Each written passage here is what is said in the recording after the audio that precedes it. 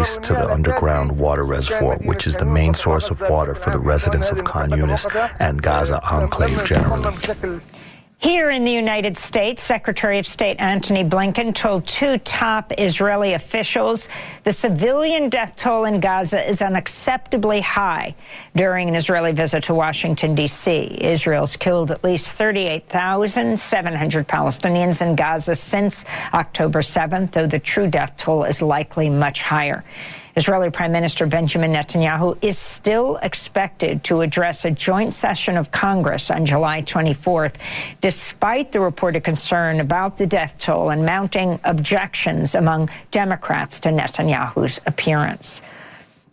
A federal panel has upheld the dismissal of a lawsuit filed by a group of Palestinian Americans against President Biden and other officials for failing to prevent genocide in Gaza. The court previously dismissed the suit on jurisdictional grounds, but ruled that it's plausible that Israel is engaging in genocide. The lawsuit was brought by the Center for Constitutional Rights. Go to democracynow.org to see our coverage of the case. We'll talk more about it later in the broadcast.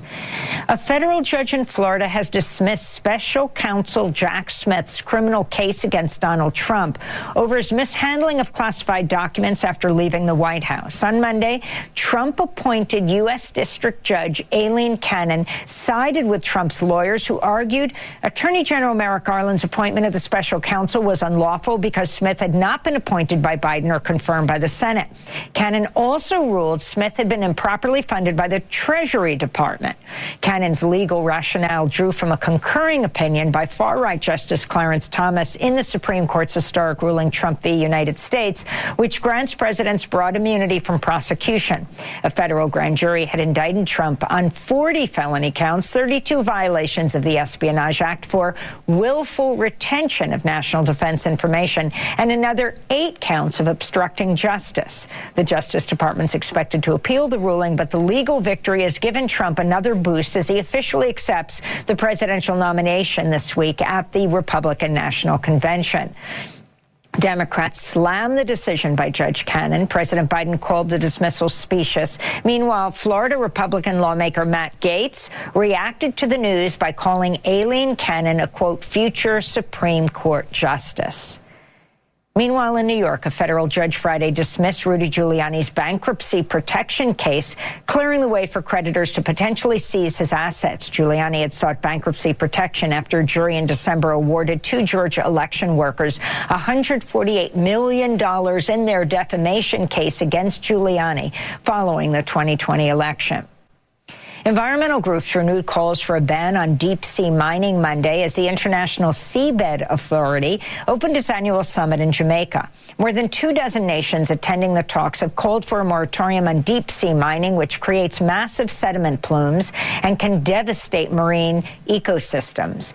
In a statement, the Deep Sea Conservation Coalition wrote, quote, "The deep ocean sustains crucial processes that make the entire planet habitable, from driving ocean currents that regulate our weather to storing carbon and buffering our planet against the impacts of climate change," unquote. Bolivia's president has announced plans to exploit a vast natural gas reserve north of Bolivia's administrative capital, La Paz. President Luis Arce said Monday the discovery of 1.7 trillion cubic feet of gas would once again make Bolivia a major exporter of fossil fuels. It will mark the beginning of a new chapter for the northern sub-Andean region. It offers the hope of maintaining our country as an important gas exporter, driving a second era of hydrocarbon production, and positioning La Paz as a department that is now a hydrocarbon producer. Bolivia is already South America's largest exporter of natural gas, although its shipments are dwarfed by the world leader, the United States.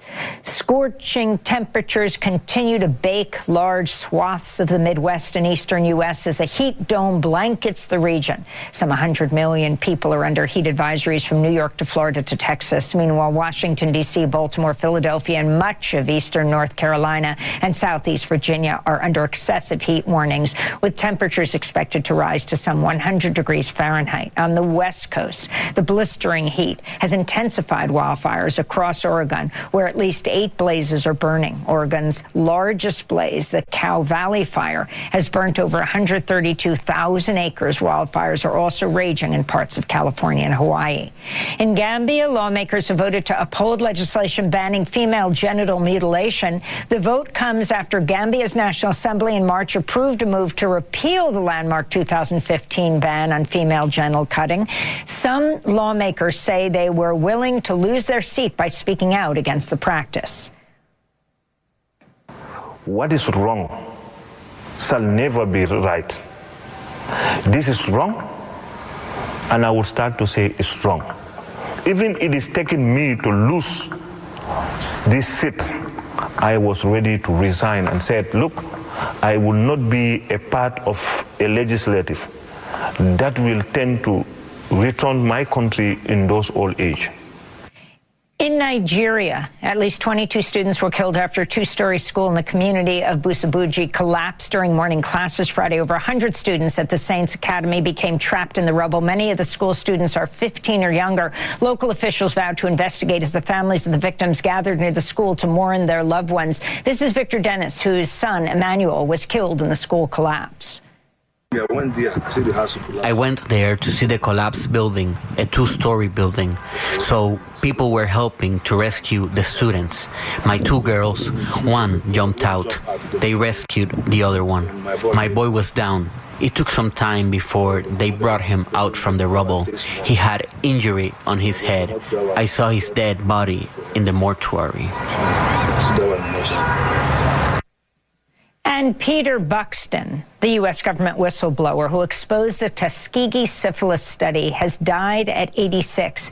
Starting in 1966, Buxton started sounding the alarm when he learned about the ongoing experiment as a federal public health employee. The government-led study, which started in 1932, observed 400 black men in rural Alabama who had syphilis but were denied antibiotic treatment so scientists could observe the disease's progression.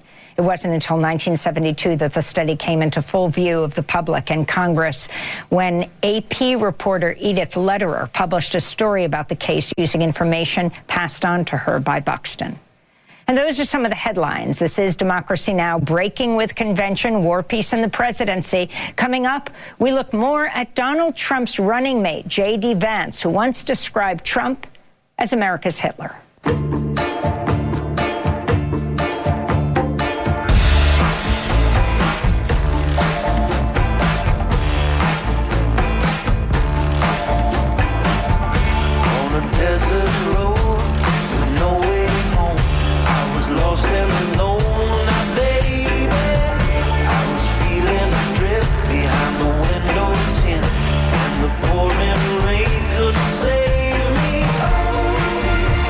Think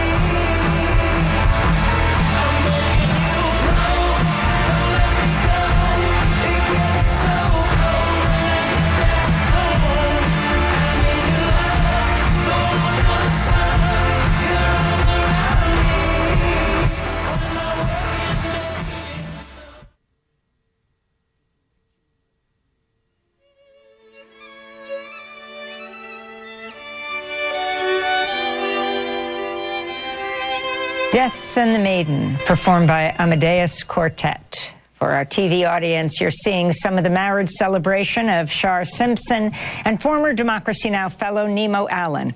Congratulations from all of us to the newlyweds. This is Democracy Now!, democracynow.org, The War and Peace Report. I'm Amy Goodman.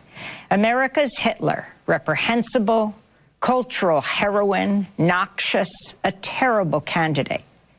That's how Ohio Senator J.D. Vance once described Donald Trump. But on Monday, Trump tapped the 39-year-old to be his running mate, capping an extraordinary rise for Vance, who was just elected to the Senate in 2022. J.D. Vance first gained fame as the author of the best-selling memoir Hillbilly Elegy, a memoir of a family and culture in crisis about growing up in Appalachia. The book was also made into a movie. Vance is a graduate of Yale Law School who served in the Marines and became a venture capitalist. He won a close Republican Senate primary in 2022, in part thanks to billionaire tech investor Peter Thiel, who spent a record-breaking $10 million to support Vance's campaign. After years of criticizing Trump, Vance shifted his views to embrace the MAGA movement. In a major profile, Politico reporter Ian Ward describes this shift by writing, quote, Vance has completed a dramatic evolution from outspoken never-Trumper to unwavering Trump loyalist and dogged defender of the ex-president's most authoritarian assertions, from the lie that the 2020 election was stolen to the legally dubious claim the president is immune from criminal prosecution, unquote. On Monday, President Biden criticized Vance as a, quote, clone of Trump on the issues. We begin today's show hearing J.D. Vance in his own words describing Donald Trump. In 2016, he appeared on NPR's Fresh Air. I'm going to vote third party because I can't stomach Trump. I think that he's noxious and is leading the white working class to a very dark place. In another 2016 media appearance, J.D. Vance spoke to MSNBC about sexual abuse allegations against Donald Trump. Well, this is sort of a he said, she said, right? And at the end of the day, do you believe Donald Trump, who always tells the truth? Just kidding. Or do you believe that woman on that tape? No. To talk more about J.D. Vance, we're joined now from Pikeville, Kentucky, by Arlie Russell Hochschild, sociologist and author. Her forthcoming book is titled Stolen Pride, Lost Shame. I'll Be Your Mirror by Velvet Underground and Nico. This is Democracy Now!, War, Peace, and the Presidency. We are breaking with convention. I'm Amy Goodman. Donald Trump has tapped freshman Ohio Senator J.D. Vance to be his running mate. Trump and Vance were officially nominated on Monday on the opening day of the Republican National Convention. It is a great honor to move that J.D. Vance be nominated by acclamation by this Republican National Convention as its candidate for the office of Vice President of the United States of America.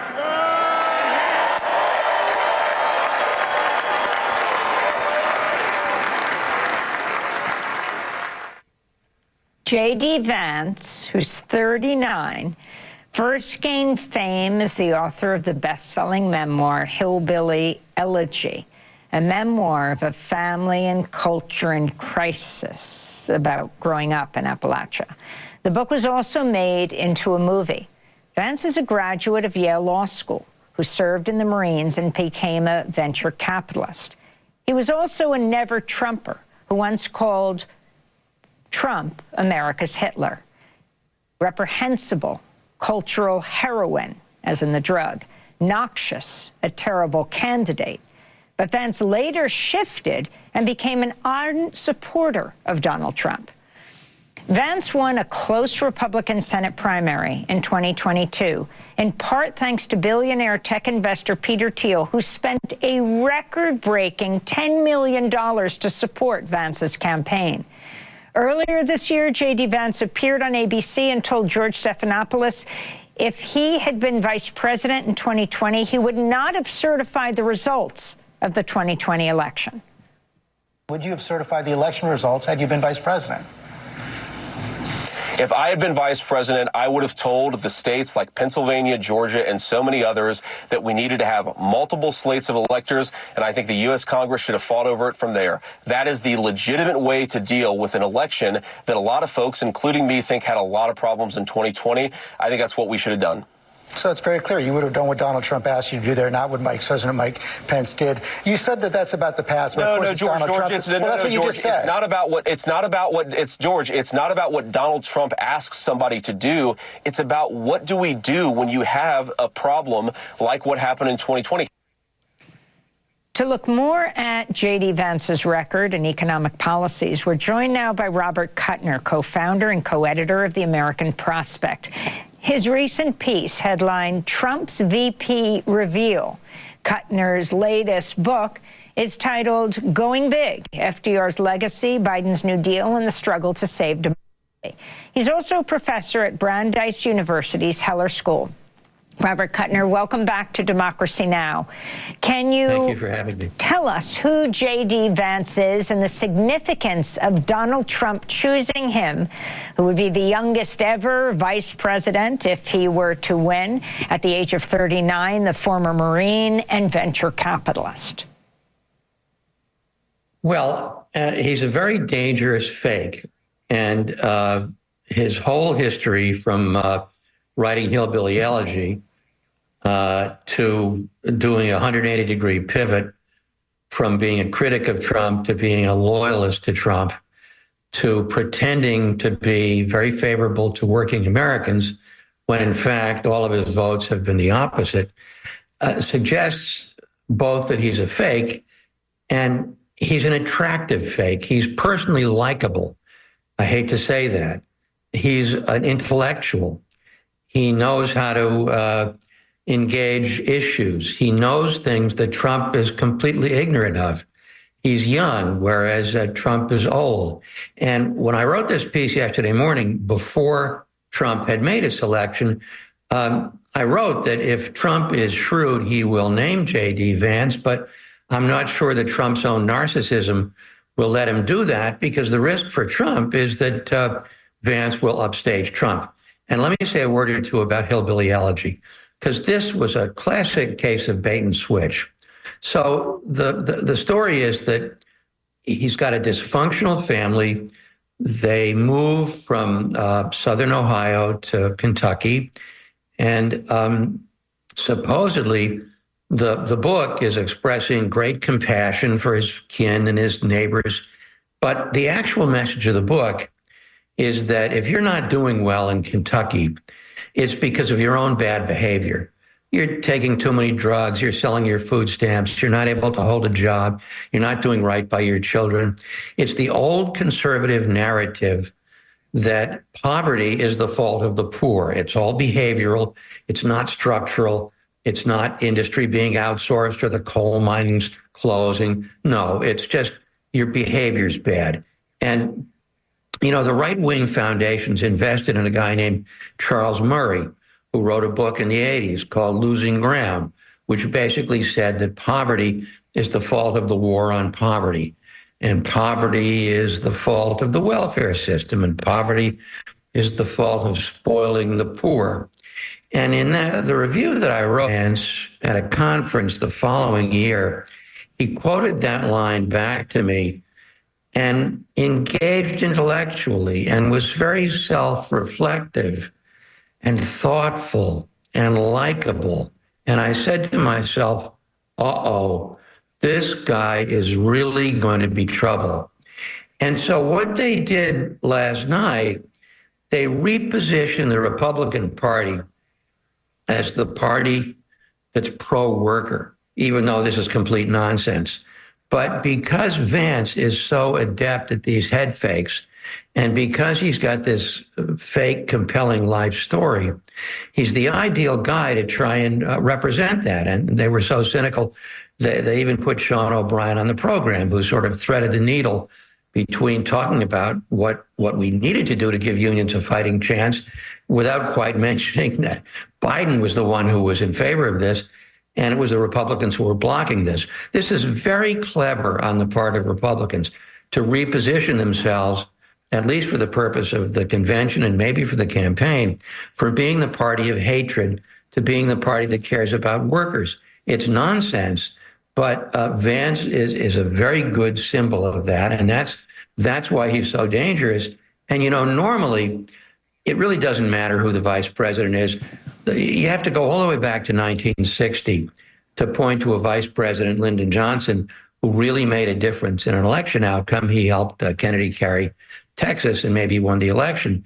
But other than that, vice president doesn't matter very much. In this case, where you've got very closely fought races in Wisconsin and in Michigan and in Ohio, well, not Ohio, but Ohio where Sherrod Brown is concerned anyway, and in Western Pennsylvania, Vance could actually make a difference. The only silver lining, and I hate to call this a silver lining, is it makes it even more urgent for the Democrats to find somebody more effective than Biden who can beat these guys. And I think once the hoopla from the Republican convention dies down, you know, by next weekend, that's going to be the takeaway, that we are really screwed if we can't find somebody who can beat this ticket. And the ticket is beatable. You just need a stronger candidate than Biden. You mentioned the Teamsters president, Sean O'Brien. This was very significant. It was the first time a Teamsters president addressed the Republican National Convention. It was the first night of the convention. President Trump and his vice presidential nominee, J.D. Vance, were sitting next to each other in the audience. The Teamsters president gave something like an 18-minute final speech. This is a clip. I travel all across this country and meet with my members every week. You know what I see? An American worker being taken for granted. Workers being sold out to big banks, big tech, corporates, and the elite. And I'm not the only one who sees this. Everyday families see it. The American people aren't stupid. They know the system is broken. We all know how Washington is run. Working people have no chance of winning this fight. That's why I'm here today. Because I refuse to keep doing the same things my predecessors did.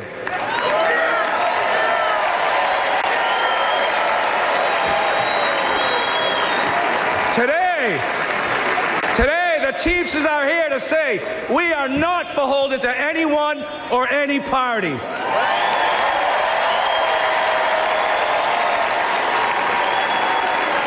We will create an agenda and work with a bipartisan coalition ready to accomplish something real for the American worker.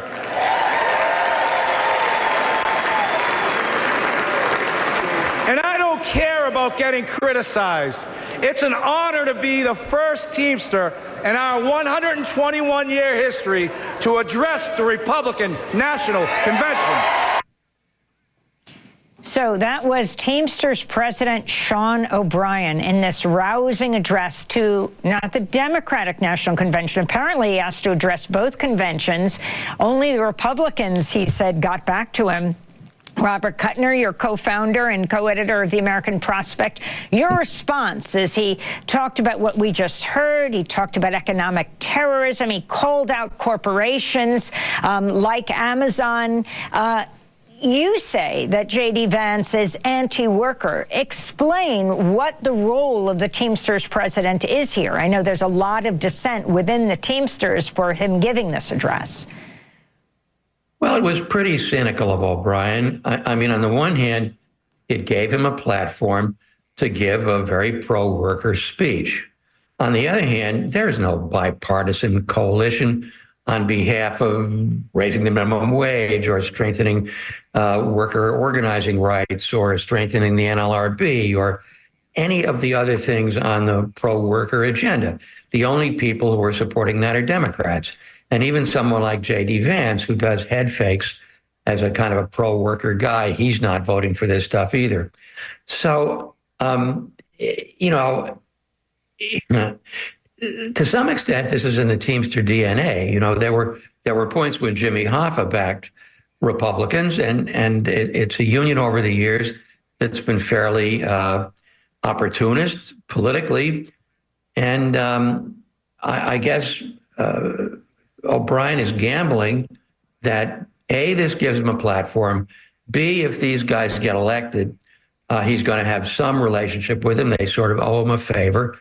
I don't think it was a great idea, but at least it tested out some themes on a Republican audience and demonstrated the awkwardness of Republicans claiming to be pro-worker, because if you dig a little bit beneath the surface, the Republicans are against every one of these things, and I'm hardly the only commentator who's going to point that out. But Robert Kuttner, if you could say how they're against it, show through their records, Vance, a senator, of course, Trump, former president, how they're anti-worker, because this right-wing populist appeal, the Teamsters president addressing, seeing the reactions of the presidential and vice presidential candidate was very powerful.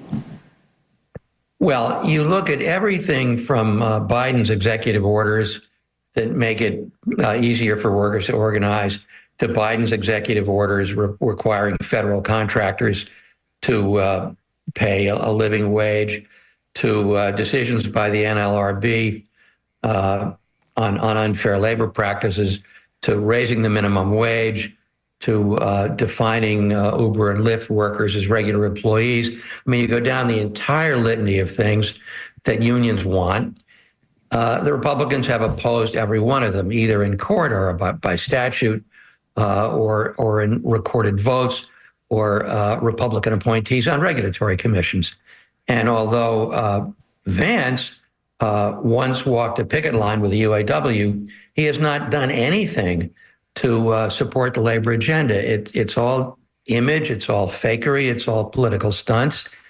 And the more that comes out into the open, the more people realize that the Republican effort last night to present itself as the pro-worker party is nothing but posturing, and they need to be held to account on that. It should be a very major issue in the campaign.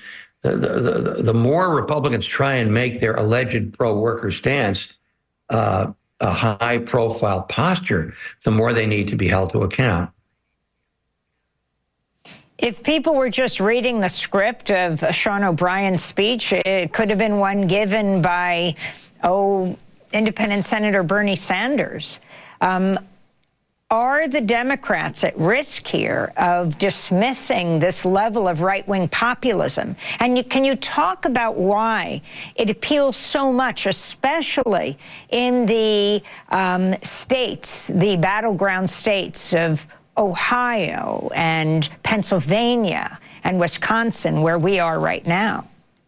Well, what's truly dangerous about Vance, if you compare Vance with Trump, so the Trump of 2016 posed as a populist, but it was cultural or social or racist populism. It's all the fault of Mexicans. It's all the fault of immigrants.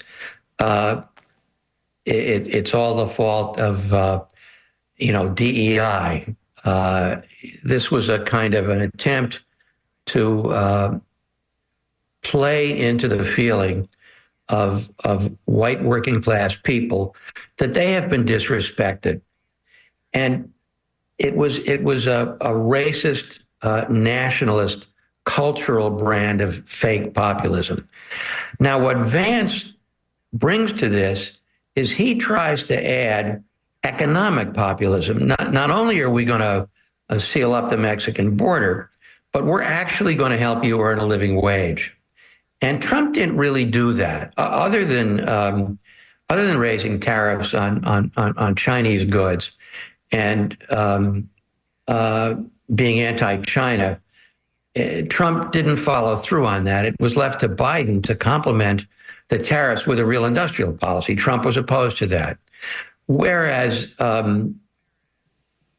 Vance is much more effective at connecting Trump's cultural and social and racist populism to what looks like pocketbook populism, except it's a fake.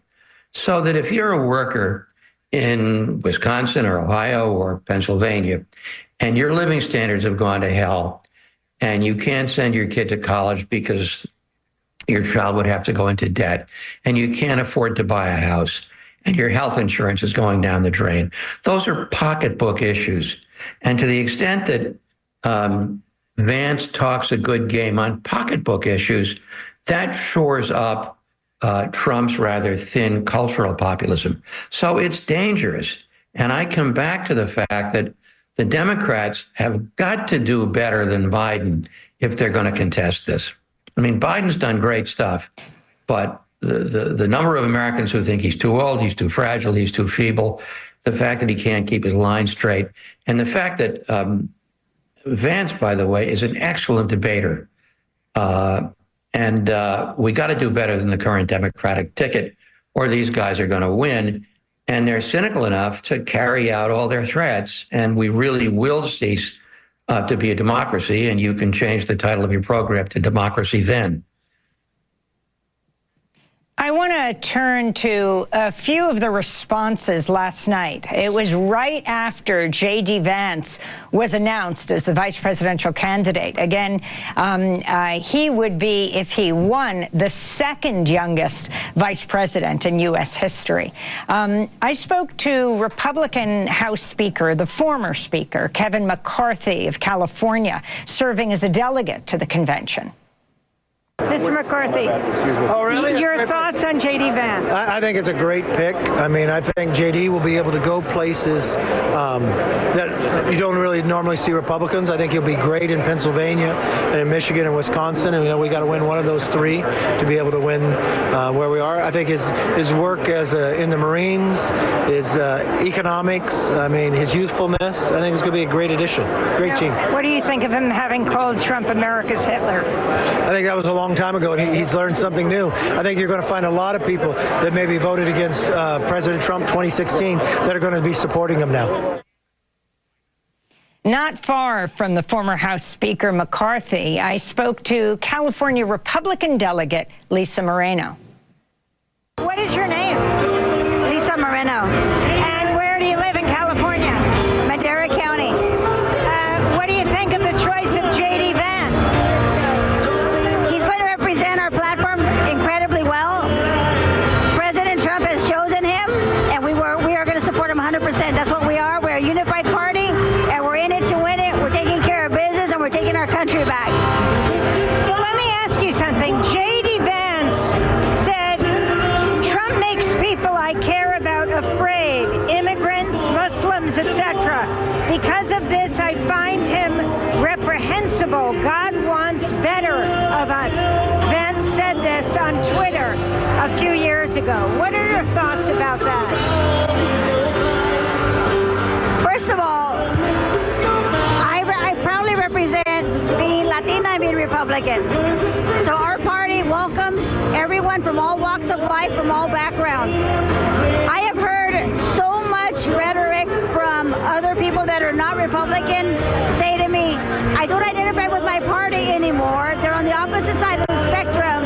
I need to find a home. And I say to them, our arms are open and welcome. Why else do you want to come over? And they say, we're tired of the last 4 years. We don't like what it feels like. We want to go back. And they're not Republican. They're Latinos, they're black, they're Asian, they're Indian. They're coming to us without us having to go, well, ask them to come over and tap them on the shoulder, but we have our arms very much open to them. But it's J.D. Vance who is saying this, that President Trump makes people I care about afraid, like immigrants. Right. It was Kamala Harris that said to Joe Biden on the debate stage that she was black and she was asked to go sit at the back of the bus, or there was discrimination in her time of segregation, and she's his vice president. What are you hoping will come out of this convention? I'm sorry? What do you hope will come out of this convention? We're already unified. We're already ready to take our country back. What I'm hoping to see out of this convention is that the whole world to see a unified party like never before. After the attempted assassination of a husband, a father, and a fearless leader, the world and the United States and everybody from all colors, walks of life saw the division in our country. And people that were not going to vote for Trump are now voting because they've had enough. A lot of people have had it. That was California Republican delegate Lisa Moreno straining over the music on the floor of the Republican National Convention here in Milwaukee at the Fiserv Center. Robert Kuttner, if you can respond, whether J.D. Vance was attacking Trump around discrimination against immigrants or had called him America's Hitler. The response of the Republicans, and this goes also to the dissent within the Democratic Party right now and the pushing for Biden to step aside. You know, there's one interesting crack in the Republican unity. Rupert Murdoch and the Wall Street Journal tried very, very, very hard to discourage Trump from naming J.D. Vance. And I think the reason is that twofold. First of all, Wall Street Journal is very neocon in its foreign policy. It's kind of, you know, America needs to police the world. And secondly, the Wall Street Journal is very corporate. To the extent that Vance is something of an economic populist, or at least poses as one, he doesn't represent the corporate wing of the Republican Party. And to the extent that he's criticized America's help of Ukraine to fend off Russia's invasion, he is feared to be isolationist. So the corporate wing of the Republican Party doesn't like him. And he's actually pivoted on a couple of interesting things. He defends Social Security. So they're very good at paying attention to the things that ordinary working people care about without moving more than a couple of inches in that direction. And I think that's what makes him so dangerous. And that's why the Democrats, once the hoopla of the Republican convention's over, you're going to see this talk about, boy, do we have to get Biden out of there, resume very, very quickly. For now, in the aftermath of the assassination attempt, there's politeness, there's unity, they pulled the commercials, but you're going to see this roaring back to life. And I certainly, for one person, I certainly hope it does. Robert Kuttner, I want to thank you for being with us, co-founder and co-editor of the American Prospect. We'll link to your piece, Trump's VP Reveal, Kuttner's latest book, Going Big, FDR's Legacy, Biden's New Deal, and the Struggle to Save Democracy. This is War, Peace, and the Presidency, breaking with convention. We're broadcasting from the Republican National Convention in Milwaukee, Wisconsin. I'm Amy Goodman. J.D. Vance wants police to track people who have abortions. That's the headline of a new article just published by the investigative news outlet The Lever, which looks at how Vance pressured federal regulators last June to kill a privacy rule that prevents police from accessing the medical records of people seeking reproductive health care. We're joined now by the report's author, Veronica Riccobene. She's a producer and reporter with The Lever. Veronica, lay out what you found. Hi, Amy. Thank you so much for having me on. First off, the Biden administration last spring proposed a rule in its draft form expanding HIPAA protections under the Department of Health and Human Services. Traditionally, HIPAA protections, which keep medical information private, don't extend to law enforcement investigations. So if a criminal investigation is open, police can subpoena for records, for medical records. However, the Biden administration, the rule which was then proposed at the time, makes it so that not even police can access reproductive health records specifically. This rule was made keeping in mind that states like Alabama have passed laws making it illegal for women to leave the state to obtain abortions and seeking to criminalize abortions. After this proposed rule was introduced by the Biden administration, J.D. Vance, along with other congressional Republicans, wrote a letter pressuring the administration to repeal this rule. They said that it was an overstepping of HHS's bounds and an inclusion on congressional authority.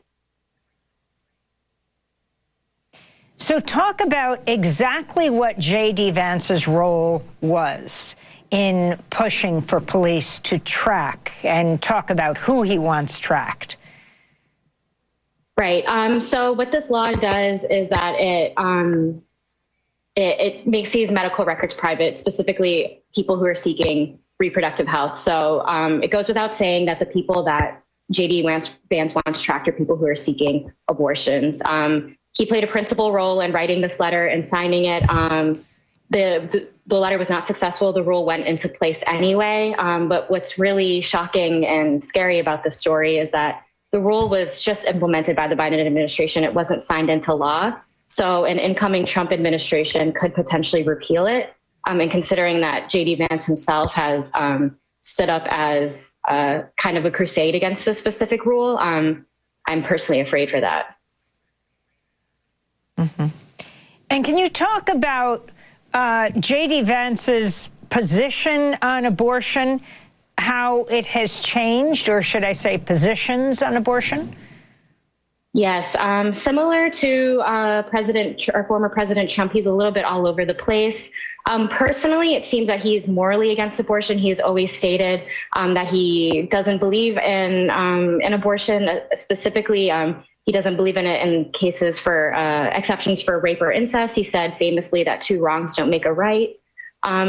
Gearing up to his announcement, though, he kind of leaned back a little bit on the anti-abortion rhetoric. He recently, though he supports a national ban of 15 weeks, he recently told George Stephanopoulos that he doesn't support a ban against the abortion pill. He also said that he believes it should be a state issue, doesn't support a national abortion ban. That being said, his support of breaking down this rule would essentially make abortion illegal everywhere. So what he says he believes and what is actually in paper is quite different. I want to go to a clip you just referenced. Speaking in 2021 to Spectrum News in Ohio, J.D. Vance was asked whether he supported abortion exceptions in cases of rape and incest. Two wrongs don't make a right. At the end of the day, we're talking about an unborn baby. What kind of society do we want to have? A society that looks at unborn babies as inconveniences to be discarded? Should a woman be forced to carry a child to term after she has been the victim of incest or rape? Look, my view on this has been very clear, and I think the question betrays a certain presumption that's wrong. It's not whether a woman should be forced to bring a child to term, it's whether a child should be allowed to live, even though the circumstances of that child's birth are somehow inconvenient or a problem to the society. The question really to me is about the baby. We want women to have opportunities, we want women to have choices, but above all, we want women and young boys in the womb to have the right to life. So that was J.D. Vance in 2021, calling rape an inconvenience, Veronica? Yeah, his record specifically speaking on women is not great. He's made references to crazy cat ladies before. It seems that he has like a very strong moral position that abortion is murder, and he wants to follow through on that by criminalizing it for everyone who seeks one and anyone who helps perform one.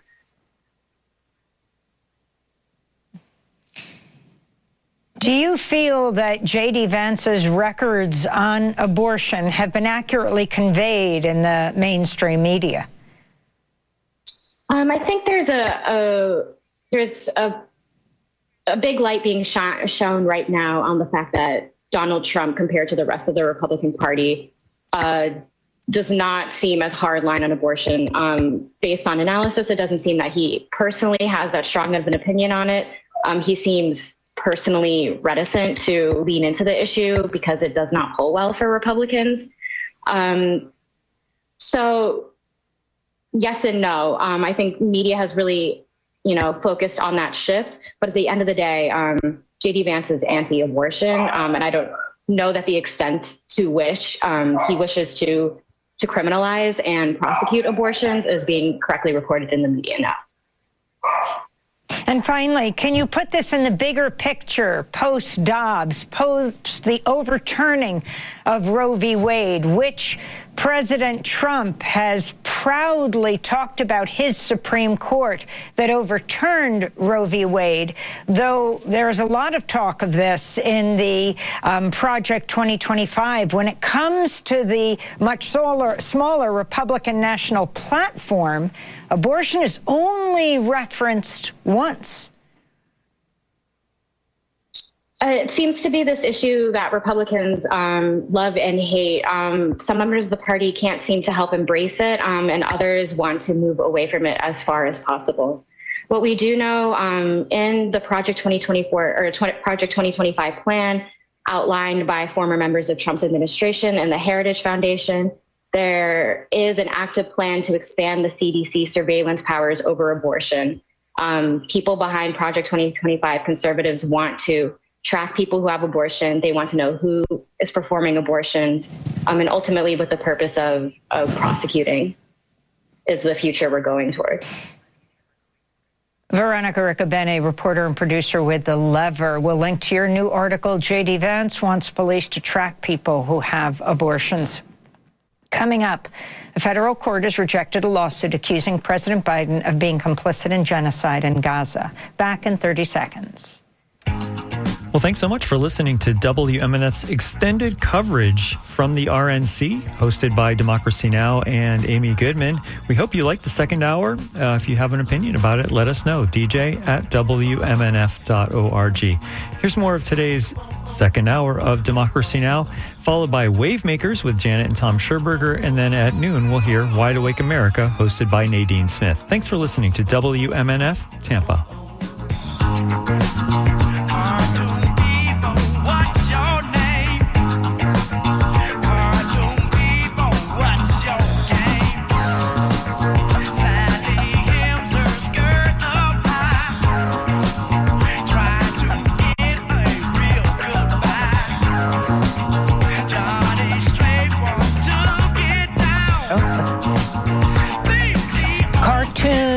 People by Freddie Henchy and the Soul Setters. This is Democracy Now!, democracynow.org. We're breaking with Convention, War, Peace, and the Presidency. I'm Amy Goodman. We turn now to Gaza. A three-judge panel, the U.S. Ninth Circuit Court of Appeals, has rejected a lawsuit accusing President Biden of being complicit in genocide in Gaza. The judges agreed with the lower court that the courts cannot review foreign policy decisions made by the executive branch. The Center for Constitutional Rights has sued President Biden, accusing him of failing to prevent genocide. The legal group sought an emergency order to block Biden, as well as Secretary of State Antony Blinken and Defense Secretary Lloyd Austin, from providing further military funding, arms, and diplomatic support to Israel. Lawsuit filed on behalf of a group of Palestinian plaintiffs. We go now to Catherine Gallagher, senior staff attorney at the Center for Constitutional Rights. Can you talk about the significance of the court dismissing your case, Kate? Good morning, Amy, and thank you very much for having us on this very busy morning, and for bringing attention back to Gaza, where there is an ongoing genocide against the Palestinian people. And so it is against that backdrop that we are really deeply not only disappointed, but troubled by the unanimous decision of the Court of Appeals from the Ninth Circuit to dismiss our case. And just to step back and explain what this case is, back in November, Defense for Children International Palestine, El-Haq, 3 Palestinians in Gaza living under the genocidal assault, and 5 Palestinian Americans brought forward this case, framing U.S. conduct as complicity or aiding and abetting genocide and failing to prevent what was already in November a serious risk of genocide. So they filed this case in federal court, invoking clearly established law, the duty to prevent genocide and the prohibition against aiding and abetting genocide, which is codified in U.S. criminal law. It is in the Genocide Convention, and it has been recognized, including by the Biden administration, as binding customary international law.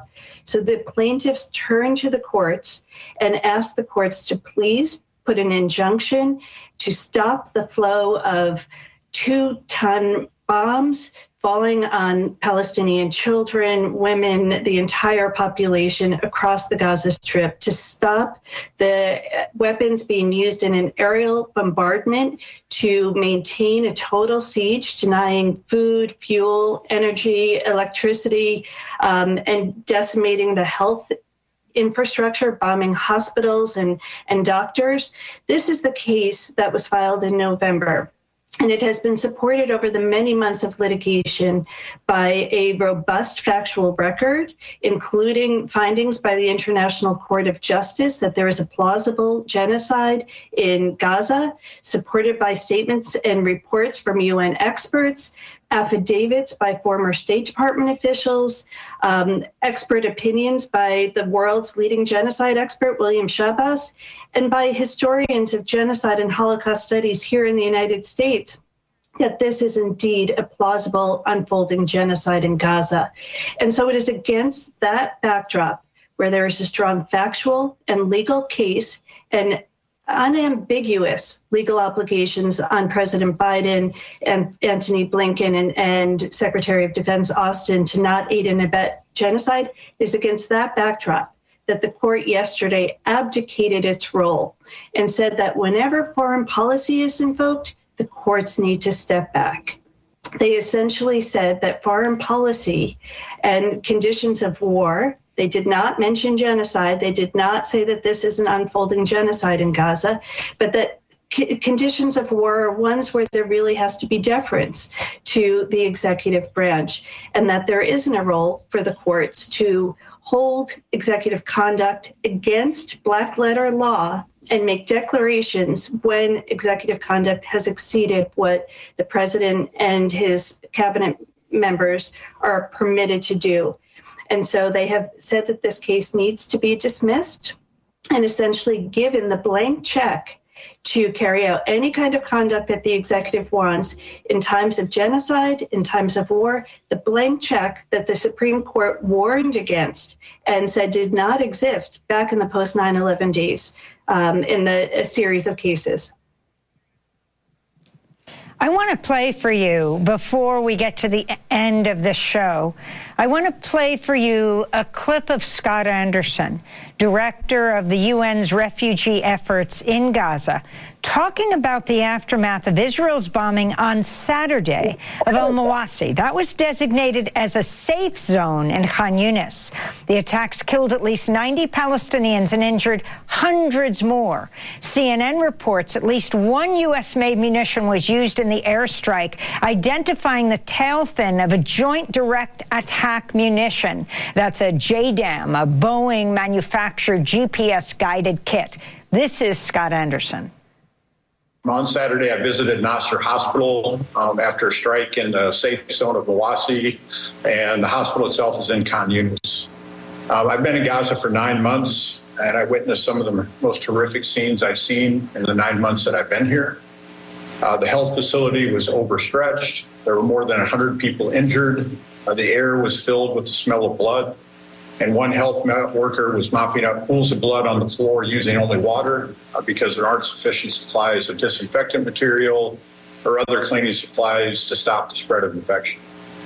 There's not enough beds, hygiene supplies, sheeting, mattresses, or scrubs, and many patients were treated on the ground or on waiting room benches without disinfectant. And this puts even treatable injuries at risk of sepsis and much more significant complications. Ventilator systems were not working due to electrical problems.